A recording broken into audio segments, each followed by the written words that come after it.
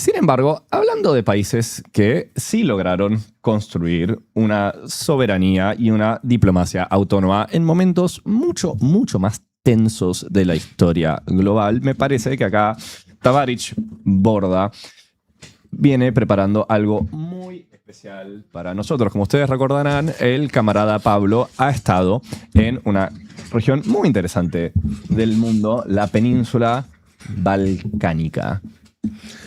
Buenas. Una vez más. Como estaba diciendo... Centrate, para mí, centrate. Centrate y bajá la silla, te está yendo de cámara. Está como la tenía Rattenbach. No se puede bajar. Si no, sacá la silla, ponete en cuclillas o te podés agacharte un poco. Bueno, Ahí está. será sin frente. Me voy a quedar sin... Me voy a encorvar. Bien, como estaba... Te ves más grandote así Me tirado por veo adelante. más brazudo, decís. ¿Cuánta proteína? ¿Cuánta barrita proteína? Safran debería consumir el profe Borda ¿Saben en un por qué día? estoy brazudo? Gracias a las barras de proteína de Safran, que en el día a día complementan una rutina de ejercicios, pero no alcanza con hacer ejercicios. También estamos cuidar nuestra nutrición. Así que Safran, para eso está. Safran. Bien. Ahí estamos. Ahí está bien. Bien. Muy bien. Bueno, ya que estamos hablando de políticas exteriores soberanas y diplomacia estratégica en un mundo marcado por la multipolaridad, en un mundo marcado por las turbulencias y la competencia entre potencias, la idea del día de hoy es retomar un tema que ya hemos tratado en una columna, que fue una introducción a los Balcanes, para pensar la política exterior y la posición diplomática de Yugoslavia durante el gobierno del mariscal Tito en el marco de la Guerra Fría. Así que vamos a viajar nuevamente a Yugoslavia. De hecho, viajamos el año que viene, eso queda para otro día, para hablar de Tito. ¿Puedo hacer una pregunta antes de que esto arranque? Sí. ¿Está confirmada, igual yo la voy a seguir repitiendo, pero está confirmada la presencia del mariscal Tito en la zona de Berisso? Cuando era a mí un me preguntan, adolescente. yo lo que digo ¿es parte de la cultura popular? Y cuento la historia. Bien, Diré, está es confirmado. parte de la cultura popular. Está confirmado que el mariscal Tito carneó vacas en un frigorífico de Berisso. Y que era hincha de Estudiantes de La Plata. Todos tenemos defectos. De hecho, Pincharrata. sería el primer hincha de Estudiantes de La Plata que conozco que tiene un oficio manual y que es un obrero. Sí, también ahí en los comentarios la gente preguntaba si Stalin era de Boca. Un día tenemos que hacer el listado de líderes comunistas del mundo Que eran de Boca. y adivinar de qué clubes serían. Sí, estoy muy de acuerdo. ¿De qué sería Mao? De Boca. De Boca. ¿De Boca? Sí. Y Kim Jong-un, de Boca. No, me lo imagino tipo un huracán. No. Bismarck es de Gimnasia de Esgrima. Lo llevamos a la cancha, no hay problema. No, Mao de Boca, Kim Il-sung, postero. Ceausescu de Rumania, me lo imagino un Vélez. O Rosario Central. No, Newell. O sea, a ver, equipos de los que no pueden ser líderes comunistas. Estudiantes, River, Rosario Central, A Xi Jinping me lo imagino de River. Racing. Le Sí. quedaría bien la Sí, casaca. sí, de Sí, Boca. me lo imagino de River. Me lo imagino de River. Xi Jinping de gallina. Sí. Consensuemos. Stalin de Boca, Sí. Mao de Boca. Deng de San Lorenzo. Sí, un digno San Lorenzo. O de Independiente, sí, un tipo más heterodoxo. No, San Lorenzo me gusta. Deng San Lorenzo me gusta. ¿Quién es de Huracán? No sé, pero me parece un club que podría ser bastante comunista. En Verokshal de Albania, Aldo Civi de Mar del Plata. No tengo pruebas, pero tampoco Fue tengo muy dudas. específico. Muy. Y Chicago tendría que tener también su... Ojo con lo que vas a decir. No, su líder. Que Thatcher. sea de Pol Chicago. Pot. Thatcher de River. De River. Thatcher de River. Muchachos, basta. No hay nada que discutir. Listo, Pero seguimos. bien, viajamos a los Balcanes para hablar del mariscal Pero, Tito. vamos a generar una discordia tremenda en los Después comentarios. abrimos respuestas y vemos y armamos el equipo para el programa que viene. ¿Podemos ponchar a Tito? Tito, el mariscal Tito. Qué hombre. Tuvimos este debate, yo planteo que es hot. No, es un qué hombre. Es hot, estamos Sí, de sí, acuerdo en que estamos de hot, acuerdo, listo, estamos de acuerdo. perfecto.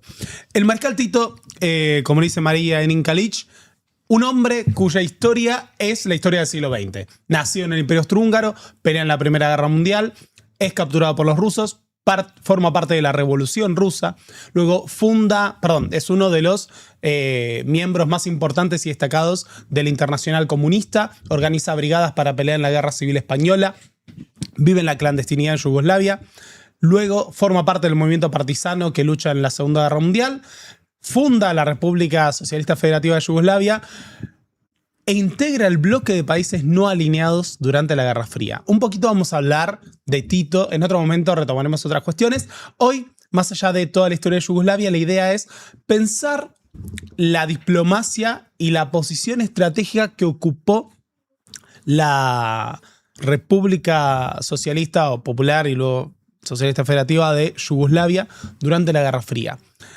Para esto hay que pararnos en un punto clave, que es Tito ocupa una posición privilegiada en el escenario de la posguerra en la Segunda Guerra Mundial, debido a que, a diferencia de todos los gobiernos comunistas que llegan al poder en, entre comillas, la cortina de hierro, es de la mano de la propia lucha de liberación de los partisanos yugoslavos que Tito llega al poder en Yugoslavia. Tenemos una foto que es una de las fotos que se usó para promocionar esta columna, que es de la liberación de Belgrado en 1944, ¿no? Hasta entonces bajo la ocupación de las fuerzas nazis.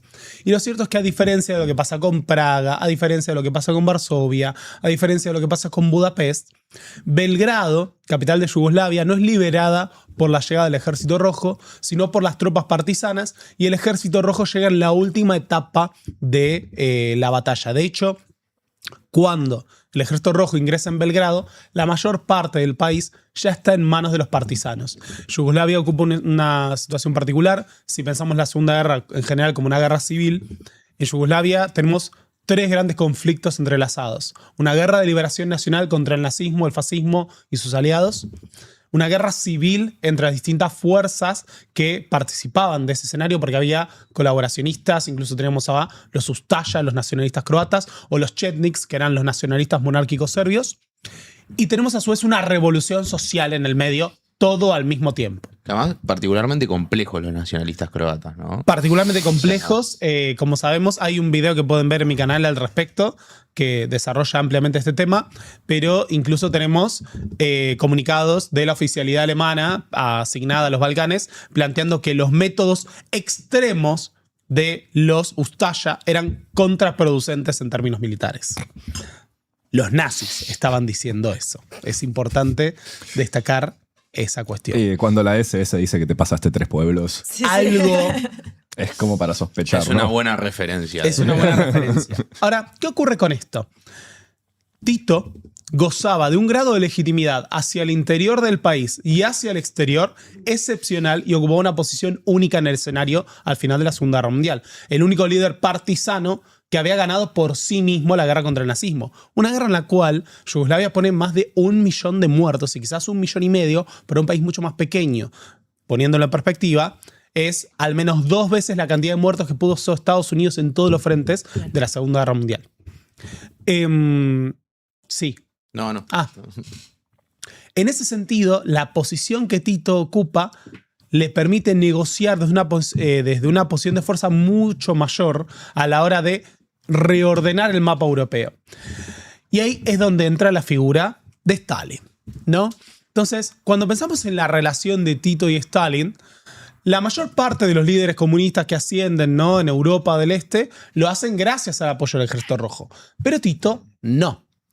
Y hay que plantear algo que me parece muy importante a la hora de entender lo que van a ser las relaciones diplomáticas entre la Unión Soviética y Yugoslavia, que es que Tito era un convencido comunista, había formado parte de la Comintern, integraba desde hacía años el Partido Comunista Yugoslavo, y muchas de las explicaciones sobre la compleja relación entre Stalin y Tito a veces se plantean únicamente por la relación de Tito con Occidente, y voy a responder como historiador, es más complejo. Los primeros años del poder de la llegada al poder de Tito en Yugoslavia. Prácticamente desde el 44 hasta el 48 se lleva adelante programas de nacionalizaciones, colectivización de tierras, pero también redistribuciones bajo propiedad de las familias, sobre todo de los veteranos, un proceso de nacionalización de la economía, una campaña de alfabetización. Y todo esto también con la mano de consejeros soviéticos. Tito es un gran aliado de Stalin en ese primer escenario, en un contexto todavía convulso, porque tenemos que pensar que el primer conflicto territorial de la Guerra Fría no lo protagoniza la división de Alemania, sino el conflicto de Trieste. Trieste, región que era reclamada por los eslavos y por Italia, es escenario de un enfrentamiento entre las tropas yugoslavas y las tropas italianas, debido a que los aliados querían recompensar a Italia por el cambio de bando al derrocar a Mussolini, otorgándole territorios que se encuentran ahí. También había un histórico reclamo por Dalmacia. Entonces tenemos una crisis internacional en la frontera de Yugoslavia que requiere de una intervención de las potencias aliadas. Ahora, Yugoslavia, si vemos el mapa, ocupa una particularidad, que es uno de los países más hacia occidente del llamado bloque del Este y a su vez no tiene frontera directa con la Unión Soviética. Esto es importante porque necesariamente una intervención militar soviética en Yugoslavia tenía que partir de algún país del Pacto de Varsovia. A su vez, podemos volver al mapa. Yugoslavia es el único país del bloque socialista con el que tiene frontera el país más pequeño de Europa del Este en términos de pertenencia al bloque socialista, que es Albania, la Albania de Enver Hoxha, a quien en algún momento dedicaremos una columna, pero vamos a citar el día de hoy. Ahora, ¿qué quiere decir esto? Yugoslavia, de alguna manera, por su posición geográfica, ocupa una suerte de punto medio entre el occidente capitalista y el oriente comunista. Esa posición estratégica lo convertía en un factor central para pensar la diplomacia de Stalin. Y sin embargo, también quedaba al borde de la visión de esferas de influencia entre los aliados y la Unión Soviética. Ahora, en ese punto, la participación de Yugoslavia en otros conflictos también era un motivo de tensiones. Cuando se produce el conflicto de Trieste, Stalin termina respaldando la posición de los aliados. ¿Por qué? Para evitar ir a un conflicto con Inglaterra, Estados Unidos y Francia por una cuestión fronteriza yugoslava. Pero también ocurre en otro escenario. Al final de la Segunda Guerra Mundial se inicia una guerra civil en Grecia entre los comunistas y los fascistas monárquicos. Esa guerra civil tiene una particularidad. Grecia había quedado del lado de la influencia occidental, principalmente del Reino Unido, porque la Unión Soviética no podía apoyar a los comunistas griegos. Era parte del acuerdo diplomático. Quien sí apoya en un primer momento a los comunistas griegos es Yugoslavia y posteriormente también Albania, enviándoles armas, asesores militares, y esto incluso llega a provocar las amenazas de una intervención militar aliada o incluso griega en Albania o Yugoslavia. Por eso hay un punto que me parece central, que es, hay toda una serie de factores que iban presentando la posibilidad de Yugoslavia como un poder comunista regional con autonomía respecto de la Unión Soviética. De hecho, guerra civil, la de Grecia, la cual, entre otras, pero quizás la de Grecia y quizás un poquito la de Italia, fueron un poco el motor del plan Marshall. O sea, la guita que va a parar a Grecia en función de que no ganen los comunistas es bastante grande. Sí, es por decir, supuesto. No es que los comunistas griegos estuvieron muy lejos de ganar. Cuando decimos, porque después de la Segunda Guerra Mundial uno imagina, bueno, listo, toda Europa se pintó de azul aliado pro-yanqui, y en realidad en Italia, en Grecia, estuvieron muy cerca y fue una torta de guita la que tuvo con Estados Unidos para que eso no pase. Sí, pero recordemos, y acá hago un pequeño teaser de la columna que se viene después. En ese momento, Estados Unidos era el único país que tenía bombas atómicas. Sí. Sí. Entonces, el qué tan cerca estuvieron de ganar y no mucho. sí, pero hay un punto que me parece importante porque en Grecia. de O sea, no con esa actitud. de vez en cuando uno se encuentra a los autores que son presentados como neutrales, objetivos. Max Hastings. Ay, se me fue el nombre del de Reed, el de la BBC. Y uno los lee y dicen, bueno, la intervención de Churchill y sus negociaciones con Stalin salvaron a Grecia del comunismo. Literalmente estaban apoyando tipos que hasta el día de ayer habían peleado junto a los nazis, ¿no? Y estaban llevando adelante, no sé, campos de concentración, exterminio. No con creo tal de que luchar contra- Churchill y Estados Unidos hayan bancado nazis. No, Me imposible. parece que es porque sos muy zurdo Soy y muy tenés zurdo un yo. sesgo. Dicho sea de paso, el campo de concentración es un invento británico en Sudáfrica, Ni hablar, mientras para los Churchill bonos. estaba ahí. Totalmente. Y perdón, para decir, volviendo un poco a lo anterior, hay un vínculo entre Surdaje y Deportivo Morón. Yo creo que de Morón podrían ser varios Sí. líderes comunistas. Estoy Después muy de seguimos. acuerdo, pero lo vamos a hablar en otro momento. ¿Qué ocurre con esto? Para meter, porque me doy cuenta de que estoy entre que mi salud está mal, estoy un poco más lento. La autonomía de Tito y estas negociaciones también se proyectan con una importancia regional cuando se plantea la posibilidad de o bien una gran Yugoslavia, que incluyera Albania, tenemos un mapa al respecto, o bien la conformación de una suerte de unión aduanera, confederal, económica y militar de los Balcanes. No por entonces se buscaba estrechar los vínculos con los comunistas búlgaros, rumanos, la integración de Albania, la Albania de Enver Hoxha, que tenía como principal socio a Yugoslavia y dependía en gran parte de este país para su desarrollo económico, y Grecia en el caso de que los comunistas llegaran al poder. Este proyecto y la posibilidad de conformar una suerte de proyecto autónomo comunista en los Balcanes también chocaba con los intereses de Stalin. Es por eso que se empiezan a dar las fricciones, sobre todo en el 47-48, que van a culminar, ¿no?, a partir de una medida que plantea el gobierno de la Unión Soviética en febrero-marzo del 48, cuando le solicitan a Tito la aprobación de un documento en el cual establecía que cualquier medida y decisión de política exterior del gobierno yugoslavo debía ser aprobada por el gobierno de Moscú. Tito rechaza esto, se da una escalada diplomática, se retiran a los asesores y los consejeros soviéticos y, voy a tratar de resumir, en junio del 48, Yugoslavia es expulsada de la Cominform, que era básicamente la organización internacional de los gobiernos comunistas. Esto sanciona entonces en junio del 48, tenemos foto, la ruptura de la Unión Soviética y Yugoslavia. ¿Por qué es importante esto? Porque hasta ese momento el eje ordenador de todo proyecto socialista comunista en el mundo era la Unión Soviética. Casi que, por lógica, sería tu principal aliado, tu fuente de técnicos, de asesoramiento, de financiamiento, y Yugoslavia queda sola, de repente, aislada, entre comillas.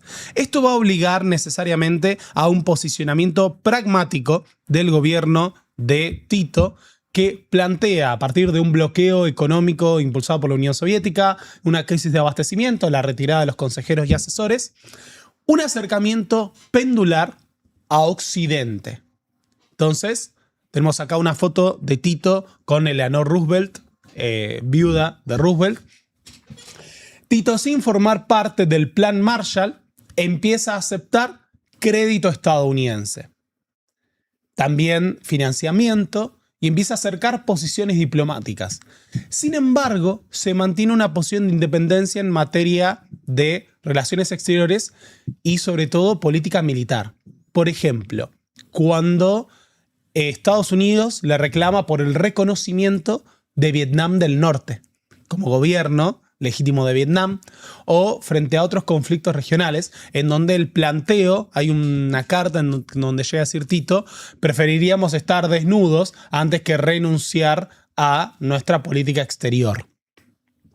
Ahora, acá tenemos que pensar, por supuesto, que el acercamiento diplomático a Estados Unidos no suponía que Yugoslavia fuera a ser menos comunista. Al contrario, a la par que se daba esto, se avanzaba en el proceso de autogestión de la economía, se establecía acercamiento todavía con otros bloques y países del bloque socialista, pero las relaciones con la Unión Soviética permanecieron tensas hasta la muerte de Stalin. Entonces, se muere Stalin, pasamos y tenemos el ascenso de Nikita Khrushchev.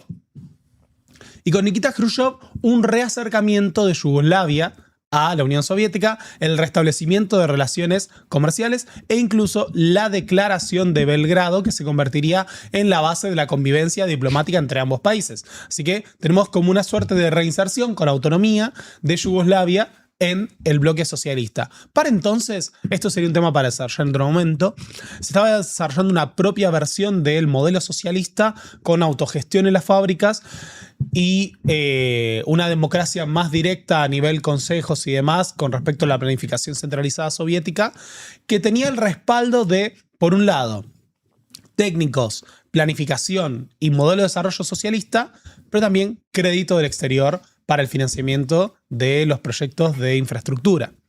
Ahora, cuando pensamos en eso, tenemos que concebir que lo que representa ese acercamiento pendular de Yugoslavia a la Unión Soviética con Khrushchev no implica que se aleje de Occidente. Por el contrario, se fortalecen vínculos. Incluso, quiero decir esto, tenemos un archivo ilimitado de fotografías del Mariscal Tito con América Latina. Por ejemplo, en una de sus giras, ¿no?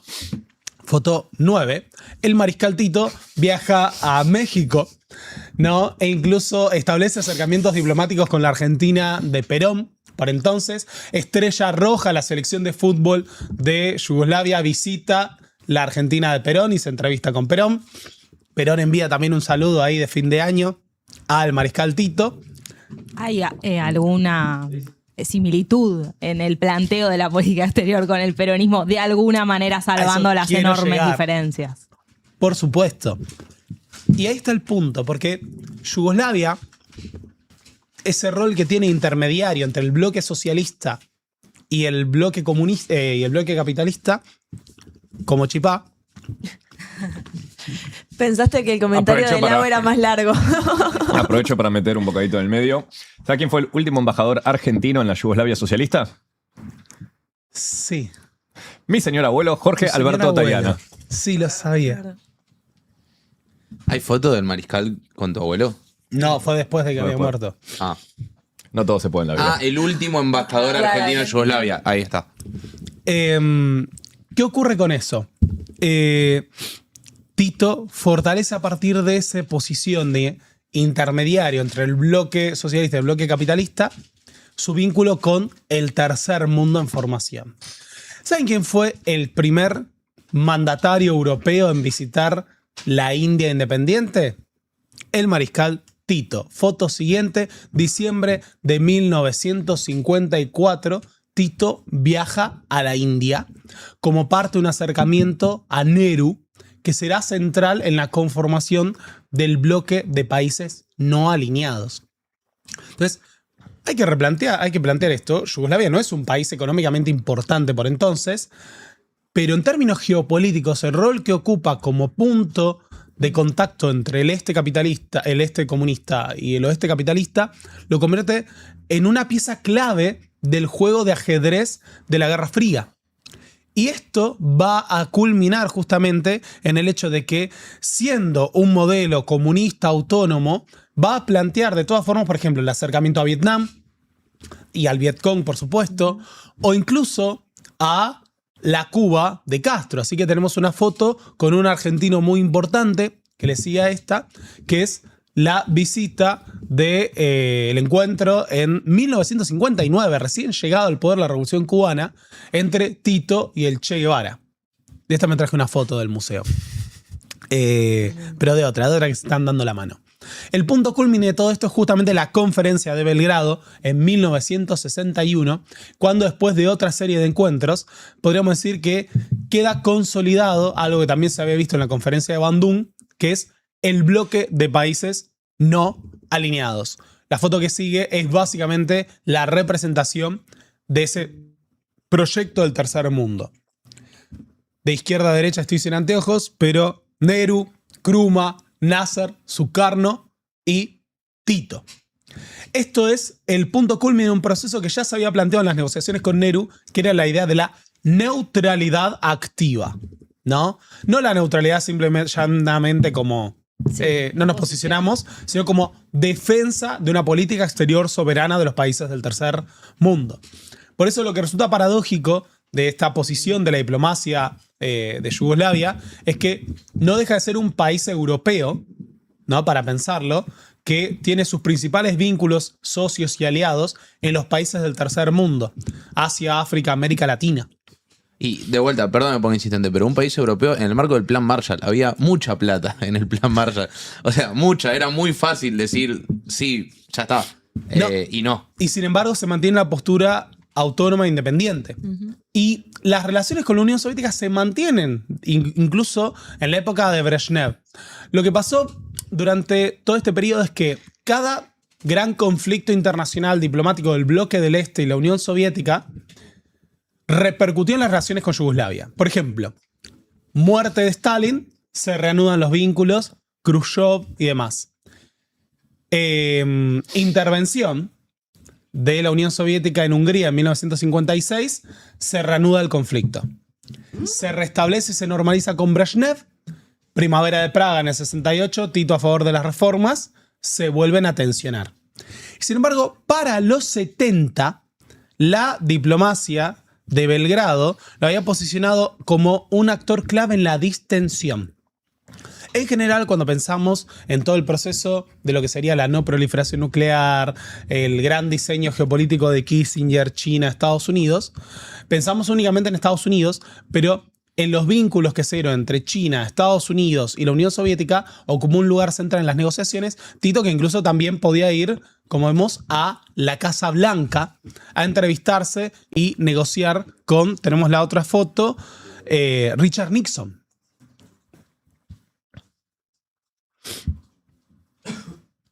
Piensen que estamos hablando del líder de un país durante 35 años. Ya estamos en los 70. Nosotros pasamos de la Segunda Guerra Mundial a los 70, distensión, proyecto de no proliferación nuclear. Incluso en esas negociaciones y acercamiento con China hay que plantear algo. En el 72, Kissinger... me adelanté, puta madre. Bueno. De vuelta, vamos. ¿Qué pasó en el 72? Tito fue candidateado para el Premio Nobel de la Paz por su rol como intermediario en la distensión. Pero se lo dieron a Kissinger. Ahí va. Que claramente hizo mucho más por la paz en el mundo. Sí. No ante por los acuerdos de París con Vietnam. Evidente. Sí, por las dudas, este es un tema para otro día, pero Kissinger tiene un Premio Nobel de la Paz. Bien. Pero bien, ¿Cómo sigue esta historia? llegando hacia el final de esta historia, hay que plantear que la distensión, de alguna manera, también representó el fin de la posición única que podía ocupar Yugoslavia en el mundo. Mientras la Guerra Fría era una amenaza, el rol de un país socialista con vínculos con ambos bloques y con el tercer mundo era clave y estratégico para no solo mantener a Yugoslavia en ese lugar, sino incluso para relaciones bilaterales, negociaciones y demás. Así todo, Tito llegó a, por ejemplo, tener su foto con Deng Xiaoping, ya llegando hacia el fin de esa era. Quiero hacer hincapié en que hay una cantidad enorme, ilimitada, de fotos de Tito con líderes, porque para hacer una idea, para pensar esta larga historia de relaciones diplomáticas, Tito realizó 169 visitas oficiales a 92 países a lo largo de su gobierno y recibió a 175 jefes de Estado. Estamos hablando de un país relativamente menor en el concierto de las naciones en términos de importancia política, económica, militar, económica, y que sin embargo ocupó una posición geopolítica clave. Así que, última foto. Yo lo que quiero plantear es que... última foto no, la que sigue. Tito murió como vivió, basado. Y ahí, esta foto me parece espectacular. Excelente. Tito gobernó Yugoslavia hasta casi sus 88 años. Por eso decimos, la historia de su vida es la historia del siglo XX. Sí. Muere en 1980. Y hace menos de un mes, hace un mes, estuve en el mausoleo del mariscal Tito. Tenemos una foto para acompañar esto, ¿no? Ahí está Tito, ahí está su servidor. Y lo que les quería comentar es que en el mausoleo del mariscal Tito, en el Palacio de las Flores, en Belgrado, hay una exposición sobre el funeral de Tito, que me parece muy destacable. Hay una foto que sigue. En el mapa tenemos a los países que enviaron delegaciones al funeral del mariscal Tito. Lo de En la política números. exterior paraguaya es increíble. Al funeral de Tito asistieron 209 delegaciones de 128 países. Entre ellos hubo 4 reyes, 6 príncipes, 31 presidentes, 22 primeros ministros, 47 cancilleres y después había delegaciones, por ejemplo, de movimientos de liberación, líderes guerrilleros y demás. Así que un pequeño país en términos económicos, militares, que ocupó una posición clave a partir de mantener una política exterior independiente durante la Guerra Fría, que le permitió ocupar un rol central a la hora de pensar la distensión, la conformación del tercer mundo o incluso detener las grandes escaladas, sin perder por ello el contenido revolucionario. Por ejemplo, apoyó la guerra de Vietnam, apoyó las luchas del tercer mundo. Cuando se produce la guerra de los 6 días, apoya a la Unión Soviética y a los países árabes frente a las tropas israelíes. Así que esa política exterior independiente le permitió a un pequeño país ocupar un rol clave en la historia del siglo XX. Por supuesto que el fin de la Guerra Fría supuso la pérdida de ese rol clave para Yugoslavia y explica en gran parte lo traumática de su disolución, pero es un tema para otro día. Muchas gracias. Puedo preguntar posta, aprovecho que sobra un poco Me de siento tiempo. ¿Cuál es el terrible. mambo de Paraguay, boludo? Con esas cosas. Y acá abro la pregunta, pero ¿por qué no mandó una delegación al funeral mariscal? Stroessner. Claro, o sea, Paraguay fue de los países más consistentemente anticomunistas de toda la Guerra Fría. De hecho, Paraguay hasta el día de era hoy un no tiene relaciones diplomáticas Claro. con la República Popular China. Y reconoce a Taiwán. Sí. No, interesante teniendo en cuenta algo que es partido colorado, pero claro, no rojo, Ah, colorado. Claro, Colorado. Quiero destacar 2 cosas en los comentarios, pues no quiero dejarlas pasar. Alguien que afirmó que Fran Tayana está vestido de Hitman. Lo tomo como un halago. Tendrías que pelarte. Hay que darle tiempo al tiempo. Pero alguien que también destacó que podría ser parte del gabinete de Trump. Chan. La corbata roja. No, Pero yo me vi- no tiene pinta de gusano del Miami. Pero a diferencia del gabinete de Trump, yo me he visto bien. Podría ser parte del gabinete de Bush padre. Nunca lo vimos a Frank con Bush una padre. gorra. Bush padre, ni siquiera Bush hijo. Es Bush. Pero bien, otro día retomaremos para hablar o de Tito o hablaremos de Enver Hoxha en algún momento, la disolución de Yugoslavia. Enver Hoxha. Uy, por favor. El camarada Enver Hoxha. Dios mío. No, aparte, también la política exterior de Albania es una cosa fascinante. Sí, por eso. Hay una cosa que quiero señalar, que es que estadísticamente, dentro de un gobierno comunista, ser uno de los, ser un cuadro del partido que tenga buenas relaciones con otro país, siempre es casi una sentencia de muerte. Pues siempre te purgan. O sea, Claro. en China en un momento purgaron a los prosoviéticos. En Siempre te Yugoslavia también a los prosoviéticos. en Albania, en orden purgaron a los pro-yugoslavos, después purgaron a los pro-soviéticos, después purgaron a los pro-chinos. Sí. Claro. O sea, en 30 años fuiste con cada cambio de política exterior. Bueno, Pablo, y en la historia, en otro país que, como decías vos, que no era tan relevante económicamente, militarmente, pero sí políticamente, ¿sucedió que falleció un jefe de Estado y fue esa cantidad de comitivas a despedirlo? ¿O esto es producto de haber cultivado buenas relaciones en... No se me ocurre ninguno. Quizás Argentina. No, pero ese No, nivel... pero no ese nivel recibimos tantas ¿No delegaciones. tantas Claro. en el Pero- funeral de Perón? No. Bueno, es prácticamente todo el planeta fue a despedirse. sí. que aparte pensaba que fueron 30 años de gobierno. Bueno, claro, eso también, pero... O sea, te puedes hacer muchos amigos. Sí, pero hay muchos, Sí. muchos líderes que están 30 años de gobierno que no son. Esto es- Simpáticos. No, iba a decir que no son luego, posteriormente, visitados por medio mundo, incluso con una importancia diplomática mayor. Pienso Claro, eso voy. en el Estalinote, por ejemplo. Claro. ¿Viste la película? Mao. ¿Viste la Sí, película? la vi.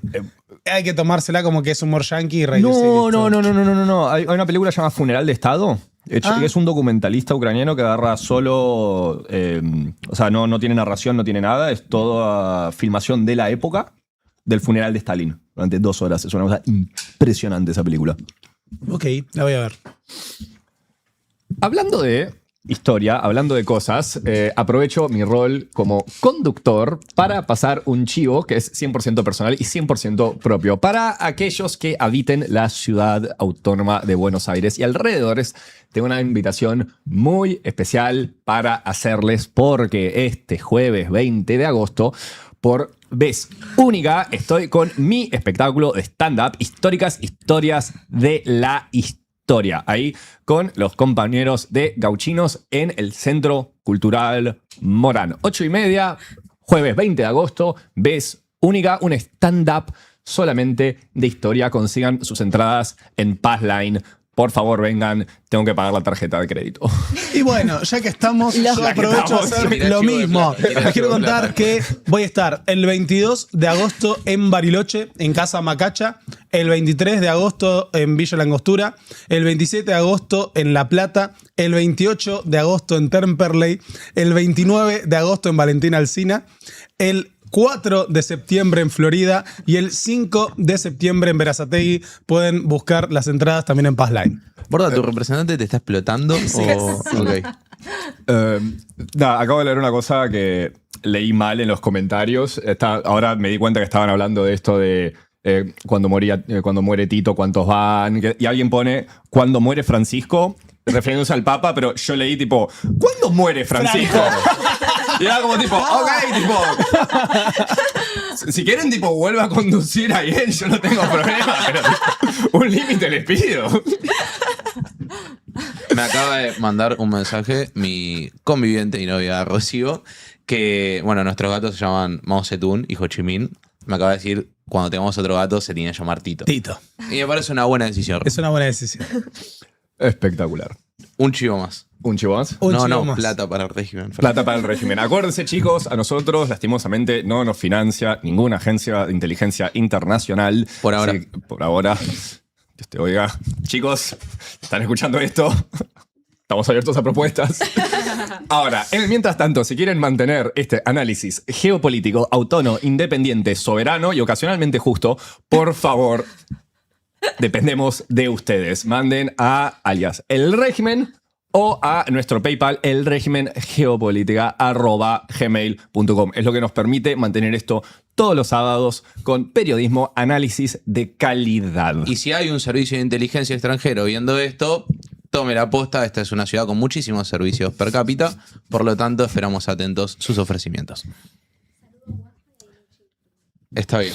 Saludos también muy especialmente a nuestra querida pastelería Wafa, que nos banca semana a semana con las mejores facturas de la ciudad de Buenos Aires. Y por supuesto a la gran marca que es Indochina, que viste a numerosos miembros de este programa. Antes muerta que sencilla, ese es el lema de este show.